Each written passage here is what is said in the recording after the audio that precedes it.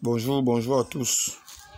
Aujourd'hui, nous allons faire une autre vidéo sur le bouturage du manguier. Comme matériel, nous aurons le sécateur, le couteau, la lueuse vera, l'oignon, quelques bouteilles classiques de récupération et notre terreau.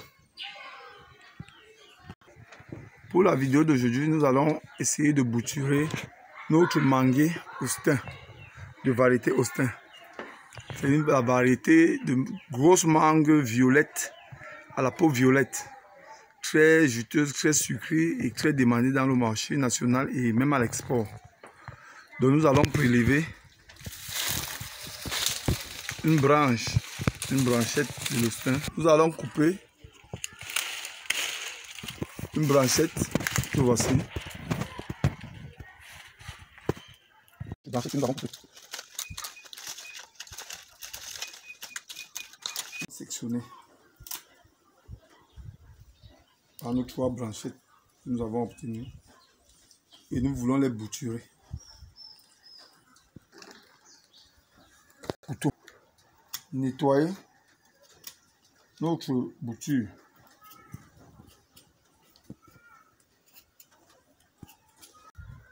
Nous allons immédiatement les désinfecter et c'est là où l'oignon entre en jeu.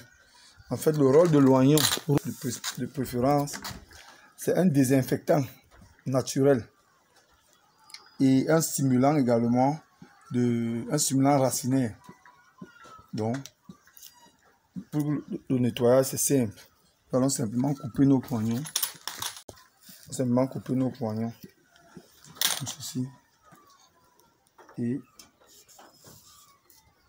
frotter nos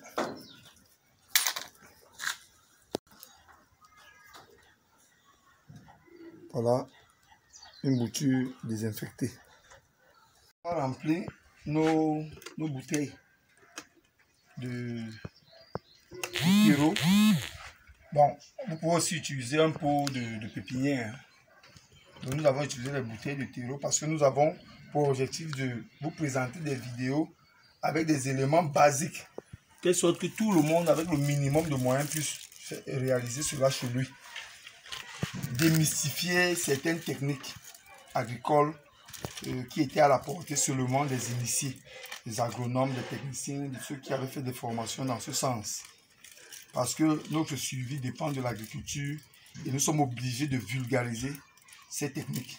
L'Euse vera est tellement riche en hormones d'enracinement, tellement riche.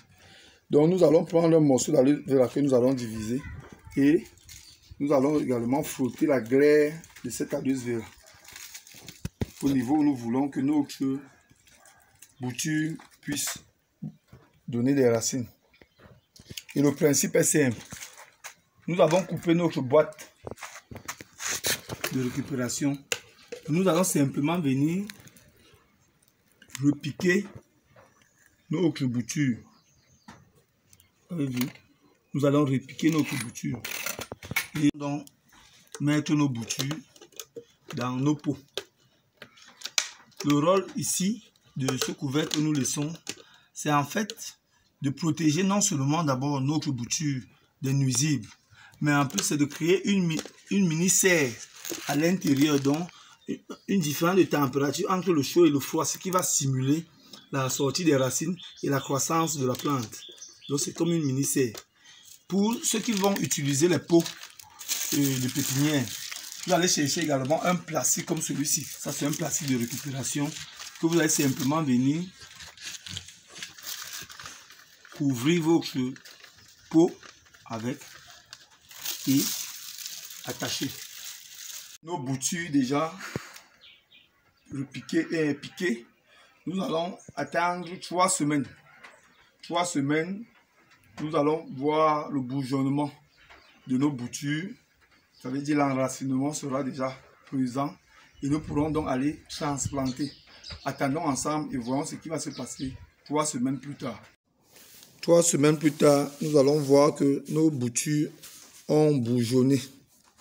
Donc là, Tout ce qui nous reste à faire, c'est de les transplanter dans un coin que nous aurons choisi pour attendre à peine 1 an pour commencer à avoir les premiers fruits. Donc, chers abonnés, je vous ai dit, je vais faire des vidéos tellement simplistes pour démystifier tout ce qui se cache autour des techniques agricoles. Je vais les faire avec des moyens tellement simples et tellement rudimentaires que n'importe qui, où qu'il se trouve, puisse reproduire la même chose. C'est l'Afrique qui gagne, c'est notre sûreté alimentaire qui gagne. Abonnez-vous au maximum pour m'encourager à faire de nouvelles vidéos. Merci.